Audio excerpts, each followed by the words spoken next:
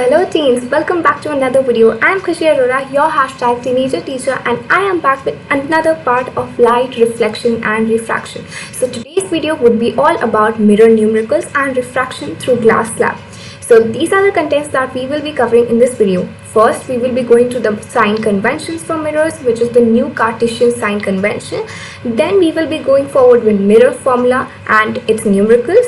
Then we'll learn about refraction. And finally, we will go with refraction through glass slab. Okay, so that was a quick question. Now let's move forward with today's main lesson. So the first topic was sign conventions for mirrors. Now before we move forward with this conventions, let me tell you कि ये जो पोल होता है we take it as the origin, and ये जो x axis है मतलब कि x dash x line है वो होगी x axis हमारी, and आप assume भी कर सकते हैं कि यहाँ पे एक imaginary y axis होगी. ओके अभी हमारे लिए बहुत सिंपल हो जाएगा क्योंकि हम देख पा रहे हैं कि हमारा ऑब्जेक्ट है लेफ्ट में. सो जो भी चीज़ें लेफ्ट में होती है कार्टेशियन प्लेन में हम उसे नेगेटिव साइन से डिनोट करते हैं, right. So that's what this is also same कि जो हमारा ऑब्जेक्ट का डिस्टेंस है वो होएगा हमेशा नेगेटिव. क्यों? क्योंकि objects are always placed on the left right. हमेशा हम मिरर के आगे प्लेस करते हैं, राइट. सो ये हमेशा हो जाएगा नेगेटिव. अब हम देखेंगे जो ये ऑब्जेक्ट की हाइट है ये परपेंडिकुलर है एक्स एक्सिस से, so this would be positive क्योंकि it's facing upwards, right. But जो इमेज बनती है कॉनकेव मिरर के केस में हमने देखा है ये रियल इमेज बनती है, and this is on the front side of the mirror he, and this is facing downwards. तो जो हाइट हो जाएगी इसकी हमेशा हो जाएगी नेगेटिव. ओके एंड जो हमारी वर्चुअल इमेजेस बनती हैं in case of a convex mirror या फिर कॉनकेव मिरर का सिक्स्थ केस जो था वो भी था वर्चुअल. तो ये क्या हो जाएगी हमारी पॉजिटिव हो जाएगी. Okay so this was very easy. Now हम पॉइंट वाइज इसको जल्दी से रिवाइज भी कर लेते हैं. ओके सो ये क्या कह रहा है, the object is always placed to the left of the mirror. This implies that the light from the object falls on the mirror from the left hand side, and इससे हम क्या कह सकते हैं कि वो नेगेटिव होता है डिस्टेंस, है ना. All distances parallel to the principal axis are measured from the pole of the mirror because the pole of the mirror is taken as the origin. Okay, and all distances measured to the right of the origin along x-axis are taken as positive. Yes, to the right side जो होता है वो हमेशा हो जाता है हमारा positive, and those measured to the left of the origin are taken as negative. Then distances measured perpendicular to and above the principal axis is what? Positive, and perpendicular to the below. Okay जो भी below होएगी principal axis के वो हो जाएगी negative. Now let's move forward with mirror formula. So ये mirror formula में हमें जानना है कि ये जो v है ये होता है हमारा image distance, that is distance of the image from the pole of the mirror.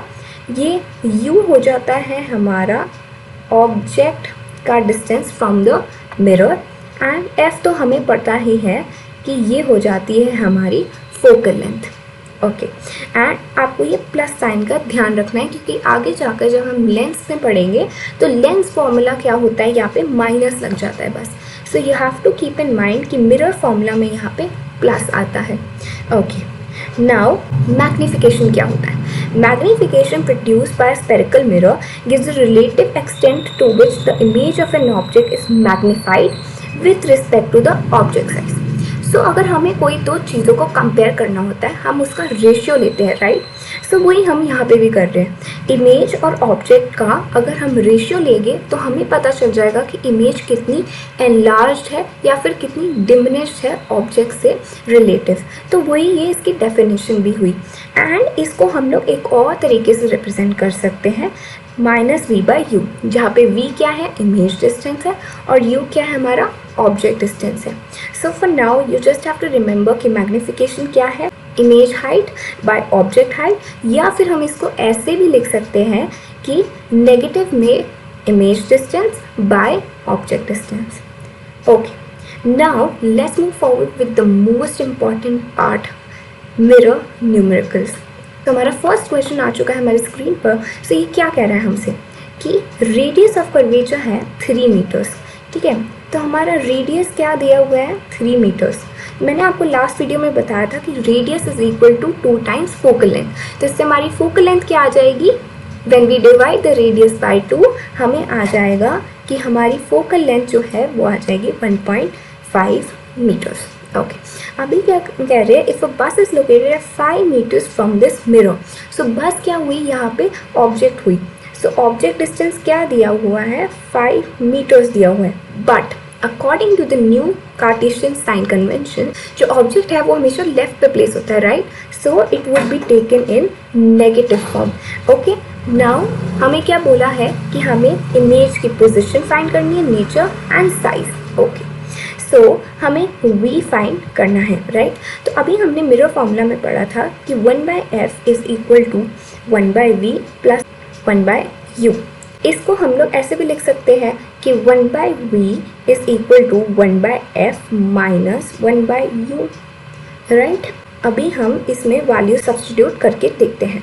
1/v is equal to 1/, हमें f की वैल्यू क्या दी हुई है, 1.5, तो 1.5 डाल देंगे हम लोग यहाँ पे एंड फिर माइनस कर लेंगे। हमारा ऑब्जेक्ट डिस्टेंस क्या है, 5, बट ऑब्जेक्ट डिस्टेंस क्या है, माइनस पे है। सो यहाँ पे अगर माइनस आ जाएगा तो यहाँ पे हो जाएगा वो plus, keep that in mind. अभी इनका अगर हम LCM ले लेंगे तो हमारे पास क्या आ जाएगा, 15 आ जाएगा। अगर मैं यहाँ पे 10 लिख दूँ इसकी जगह, if I keep it like this, तो हमारे पास आ जाएगा LCM 15। यहाँ पे हमारे पास आ जाएगा 10 plus 3। Okay, so this would be 13/15। But now the most important part is that you have to remember कि ये रेसिप्रोकल है of the image. So you have to turn this up. तो ये क्या हो जाएगा, 15/13। तो this is something 1.15। Okay, so this would be the image distance. तो यहाँ पे साइज से मेरा मतलब है मैग्नीफिकेशन निकालना। तो मैग्नीफिकेशन का फॉर्मूला हमने पढ़ा -v/u। सो अभी हमारे पास v आया था हमारा 1.15 एंड हमारा ऑब्जेक्ट डिस्टेंस हमें दिया हुआ है -5। So is equal two plus, this would be 1.15/5 and if you calculate this would be something around 0.23। तो अभी मैग्नीफिकेशन की कोई यूनिट्स नहीं होती है, तो हमारी मैग्नीफिकेशन आ चुकी है पॉजिटिव में 0.23। सो अगर हमारी मैग्नीफिकेशन पॉजिटिव है तो इसका मतलब होता है कि जो नेचर ऑफ द इमेज है वो है वर्चुअल। सो ये जो हमारी मैग्नीफिकेशन है ये है 1 से कम। सो इसका मतलब क्या है कि जो हमारी इमेज है वो डिमिनिश्ड बनी है एंड जो हमारा पोजीशन है हो गया 1.15 सेंटीमीटर्स। बट यस, ये जो हमारा डिस्टेंस है वो होना चाहिए है मीटर्स में। I have written this wrong, ये मीटर्स में होना चाहिए, just keep that in mind the units, ठीक है? तो ये हमारा पोजीशन जो हो जाएगा 1.15 मीटर्स हो जाएगा behind the mirror. Behind the mirror मतलब वर्चुअल इमेज बनती है। नेचर क्या मिला था हमें, वर्चुअल मिला था। साइज क्या मिला था, डिमिनिश्ड मिला था। और कितना डिमिनिश्ड, 0.23 टाइम्स डिमिनिश्ड, ठीक है?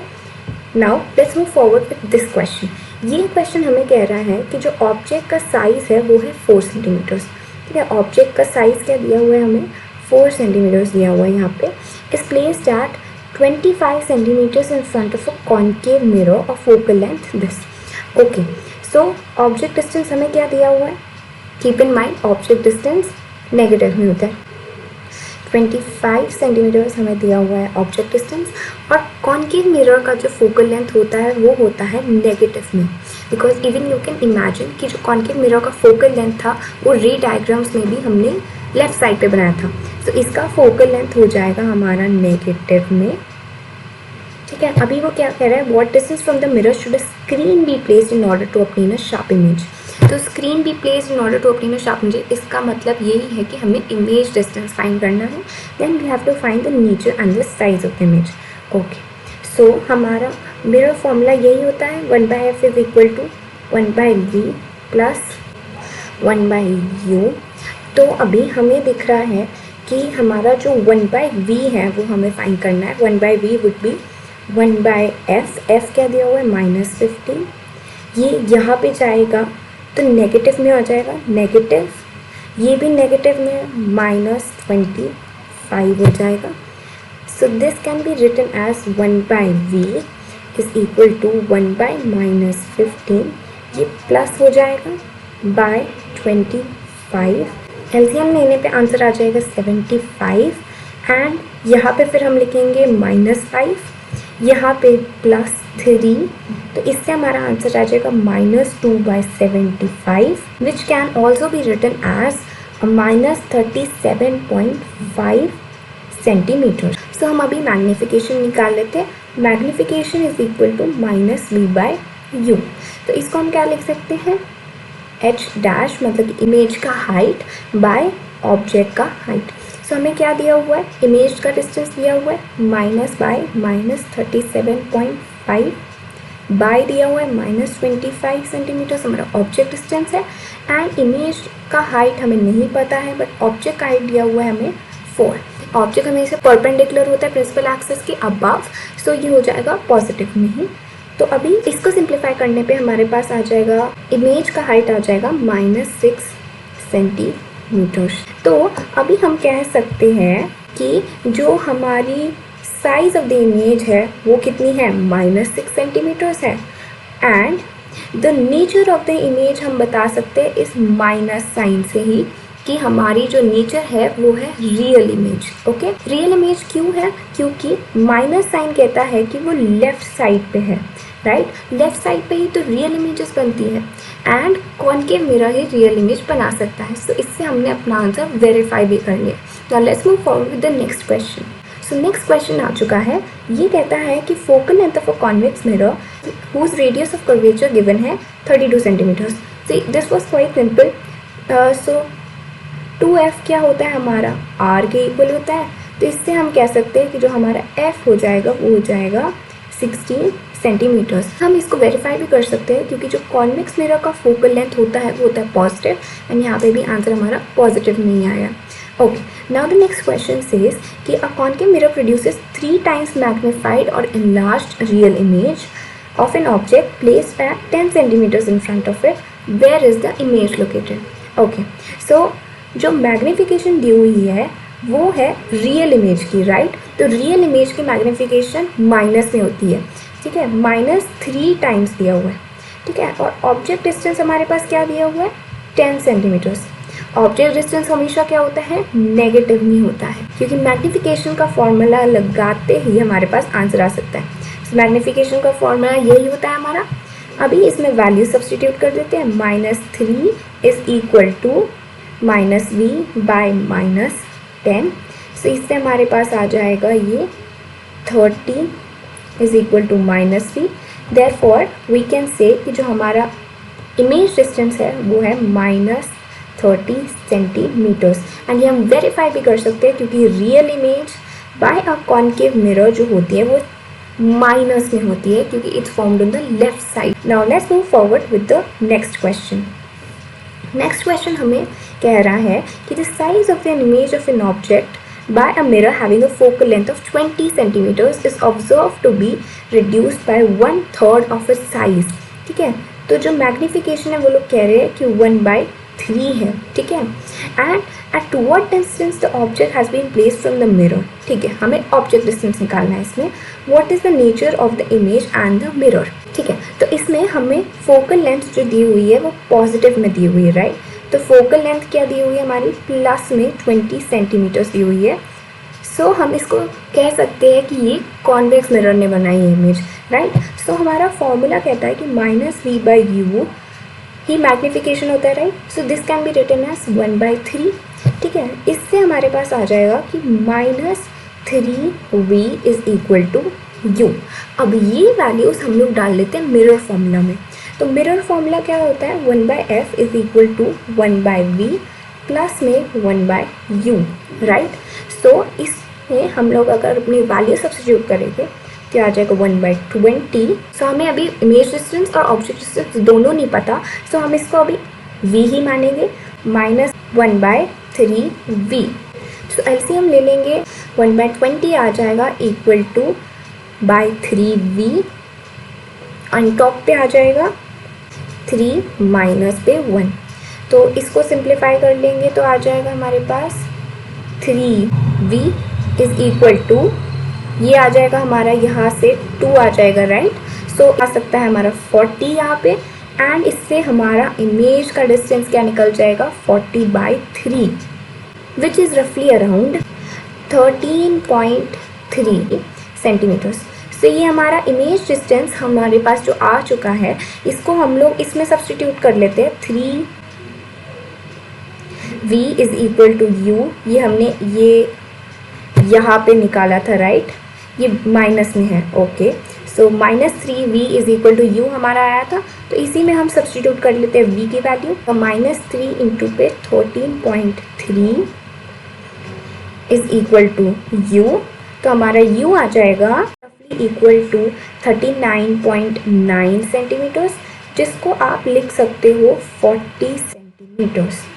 एंड यस, हमारा ये माइनस साइन आया हुआ है यहाँ पे, सो माइनस में होगी, तो हमारे पास ये हमारा आ गया है इमेज का डिस्टेंस पॉजिटिव में 13.3 सेंटीमीटर्स, एंड हमारा ऑब्जेक्ट है 40 centimeters from the mirror. So question को चेक कर लेते हैं। क्वेश्चन सेज कि हमें नेचर ऑफ द इमेज बताना है एंड द मिरर भी। नेचर ऑफ द इमेज तो हम लोग ये मैग्नीफिकेशन को ही देख के बता सकते हैं। मैग्नीफिकेशन आई थी हमारे पास 1/3, सो 1/3 पॉजिटिव में आई थी, राइट। सो पॉजिटिव का मतलब है it is a virtual image, right. तो वर्चुअल इमेज हमारा कॉनकेव मिरर भी बनाता है, कॉन्वेक्स मिरर भी बनाता है, बट यहाँ पे फोकल लेंथ दी हुई है 20 सेंटीमीटर्स, वो भी पॉजिटिव में। सो इट मीन्स कि जो हमारा मिरर है वो है कॉन्वेक्स मिरर। सो ये क्वेश्चन भी हो चुका है। Now let's move forward with the next question. So we are done with all the questions. Now let's move forward with refraction. तो रिफ्रैक्शन क्या होता है? यहाँ पे ये लोग कह रहे हैं कि refraction is the phenomenon of bending of light rays when they enter from one medium to another medium. So मैंने फर्स्ट वीडियो में भी आपको बताया था कि जब लाइट वन मीडियम से दूसरे मीडियम में जाती है वो बेंड हो जाती है, एंड यही फिनोमिनन को हम क्या कह देते हैं? रिफ्रैक्शन कह देते हैं। ओके, अभी ये रिफ्रैक्शन क्यों होता है? इसलिए होता है क्योंकि change in speed of light in different medium. जो लाइट है वो हर मीडियम में सेम स्पीड से नहीं चलती है। जैसे वैक्यूम में सबसे ज़्यादा तेज़ चलती है और डायमंड में वो सबसे कम स्पीड पर चलती है। लाइट बेंड हो जाती है व्हेन वो एक मीडियम से दूसरे मीडियम में जाती है। Okay, now laws of refraction. So जैसे हमने लॉज ऑफ रिफ्लेक्शन पढ़े थे, वैसे यहाँ पे है लॉज ऑफ रिफ्रैक्शन भी। फर्स्ट वाला क्वाइट सिमिलर है, पढ़ लेते हैं। तो इंसिडेंट रे, रिफ्रैक्टेड रे, बस रिफ्लेक्टेड रे की जगह रिफ्रैक्टेड रे है। And the normal to the interface of two transparent medium. हमने पहले क्या पढ़ा था? तो normal at the point of incidence पढ़ा था, बट यहाँ पे क्या है? To the interface of the two transparent medium. मतलब कि जैसे ये एक मीडियम है, ये एक मीडियम है, राइट। सो जब लाइट रे यहाँ से लेकर यहाँ पे जा रही है, राइट, सो ये इंटरफेस हुआ दोनों ट्रांसपेरेंट मीडियम्स का। सो नॉर्मल भी यहीं पर लाई करेगी, है ना। ये नॉर्मल हो जाएगी, ये इंसिडेंट रे हुई और ये हमारी रिफ्रैक्टेड रे हुई। सो ये क्या है? इंटरफेस है, ठीक है। ये क्या है? All lie in the same plane. अभी सेकंड वाला बहुत ही इंपॉर्टेंट है। The ratio of the sine of angle of incidence, मतलब कि sine of I to the sine of angle of refraction is a constant, ठीक है। ये कांस्टेंट है for the light of a given colour and for the given pair of media. This law is also known as Snell's law of refraction, ठीक है। and it is true for the angle of incidence which is more than 0 and less than 90 degrees. so ये constant जो होता है ना हमारा, इसी को हम बोलते हैं रिफ्रैक्टिव इंडेक्स। इसके बारे में हम अपकमिंग वीडियोस में पढ़ेंगे, बट अभी के लिए आपको बस ये याद रखना है कि स्नेल्स लॉ क्या है कि sine of angle of incidence by sine of angle of refraction is equal to a constant. तो यही हमारे लॉज ऑफ रिफ्रैक्शन। ये हमें ज़्यादा अच्छे से समझ आएगी जब हम लोग रिफ्रैक्टिव इंडेक्स को पढ़ेंगे। सो अभी के लिए हम इसको थोड़ा सा स्किप कर देते हैं and let's move forward with refraction through glass lamp. अभी ये बहुत इंपॉर्टेंट क्वेश्चन है क्योंकि इसका डायग्राम भी आ जाता है एग्जाम्स में। So let's look at it carefully. तो इसको समझने के लिए हमें पहले एक कॉन्सेप्ट को समझना पड़ेगा कि अगर लाइट रे जा रही है एक मीडियम से दूसरे मीडियम, तो मान लेते हैं कि ये हमारी इंसिडेंट रे आई, ठीक है। अभी एक ये नॉर्मल है, रिफ्रैक्टेड रे को मान लेते हैं हम लोग ऐसे जा रही है, ठीक है। तो अभी अगर तो रिफ्रैक्टेड रे बहुत ही दूर गई है नॉर्मल से, आपको नॉर्मल से का डिस्टेंस देखना है। अगर रिफ्रैक्शन का एंगल बहुत ही ज़्यादा है, इट मीन्स कि लाइट रे जो है वो डेंसर मीडियम से रेयर मीडियम में, क्यों? क्योंकि रेयर मीडियम में जो लाइट है वो फास्ट स्पीड से मूव करती है, इसीलिए वो ज़्यादा एंगल से बेंड करेगी and it will be away from the normal. But quite opposite case में अगर वो रेयर मीडियम से डेंसर मीडियम में जाएगी तो उसकी स्पीड कम हो जाएगी। सो जो लाइट रे होगी वो हमारी नॉर्मल के टूवर्ड्स आ जाएगी एंड एंगल ऑफ रिफ्रैक्शन छोटा हो जाएगा एंगल ऑफ इंसिडेंस से, ठीक है। सो यहाँ पे हम क्या देख रहे हैं कि एयर से ग्लास में जा रही है। सो एयर से ग्लास में जा रही है मतलब कि रेयर से डेंसर मीडियम में जा रही है, तो स्पीड ऑब्वियसली कम हो जाएगी and it will bend towards the normal. Check कर लेते हैं, ये हमारी इंसिडेंट रे है, ठीक है, ये हमारी नॉर्मल दी गई है, और जो अभी रिफ्रैक्टेड रे जो है वो हमारे नॉर्मल के टूवर्ड्स आ गई है ना। ये हमें कैसे पता चल रहा है? क्योंकि देखो ये इंसिडेंट रे जो है ये ऐसे जानी चाहिए थी अगर रिफ्रैक्शन टेक्स प्लेस नहीं करता, बट वो इधर के साइड को बेंड हो गई। क्यों? क्योंकि रिफ्रैक्शन टेक्स प्लेस किया और वो टूवर्ड्स द नॉर्मल बेंड हो गई, ठीक है। अभी ये ऐसे गई और अब वो ग्लास से एयर में जाएगी, मतलब कि वो डेंसर मीडियम से रेयर मीडियम में जाएगी और उसकी स्पीड ज़्यादा हो जाएगी and so it will bend away from the normal. अब हम देखेंगे ये जो रे है इसको बोलते हैं इमर्जेंट रे। जो ये इमर्जेंट रे है और ये जो इंसिडेंट रे को हमने प्रोजेक्ट बैक किया था ये क्वाइट पैरेलल लग गई हमें, राइट। तो इसी डिस्टेंस को between the emergent ray and the incident रे, इस डिस्टेंस को हम बोलते हैं लैटरल डिस्प्लेसमेंट। एंड ये दोनों पैरेलल क्यों होती है वो इस नोट में लिखा हुआ है। Now let's read it very carefully. ये कहता है कि the extent of bending of ray of light at the opposite parallel faces A B. ये देखो ये हमारी ए बी है, ठीक है, एयर ग्लास इंटरफेस है हमारा, एयर से ग्लास में जा रही है, right. And C D glass air interface, ये सी डी है, ये क्या है, ग्लास से एयर में जा रही है, राइट। सो ये क्या है, glass air interface of the rectangular glass slab is equal and opposite. This is why the ray emerges parallel to the incident ray. मतलब कि ये लोग बोल रहे हैं कि जितना ये जो रे है ये इंसिडेंट रे आई, जितनी ये इधर को बेंड हुई at the air glass interface, उतनी ही वो यहाँ से ग्लास एयर इंटरफेस में भी बेंड हुई है, ठीक है। ए बी एक इंटरफेस है और सी डी एक इंटरफेस है। तो यहाँ से यहाँ आने में वो बेंड हुई थोड़ा, राइट, एंड फिर यहाँ से यहाँ जाने में बेंड हुई। सो ये जो बेंडिंग है बोथ द इंटरफेस ये इक्वल है एंड दैट इज वाई ये जो रेज है emergent ray and the incident रे ये पैरेलल होगी, not the reflected ray and the incident रे।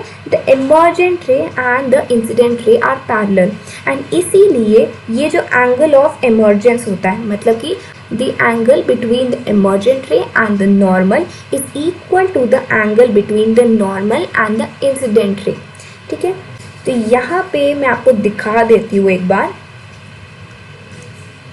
देखो मैंने कहा कि ये इमर्जेंट रे है एंड ये हमारी नॉर्मल है, तो ये जो एंगल है and the angle between the normal and the incident रे, ये एंगल ऑफ इंसिडेंस, ये हो जाते हैं हमारे इक्वल, ओके। एंड ये इक्वल क्यों है? क्योंकि ये दोनों रेज जो है वो पैरेलल है एंड ये पैरेलल क्यों है? क्योंकि ए बी इंटरफेस और सी डी इंटरफेस पे लाइट जो है वो इक्वल प्रोपोर्शन से बेंड होती है, okay. So we have understood this concept also and that's the end of today's lesson, guys. I hope you all understood this well. If you have any doubts, please comment down, and if you like this video, give it a big thumbs up, share it with your friends, subscribe to my channel, and I will be back with another part of this chapter very soon. Till then, take care. Goodbye.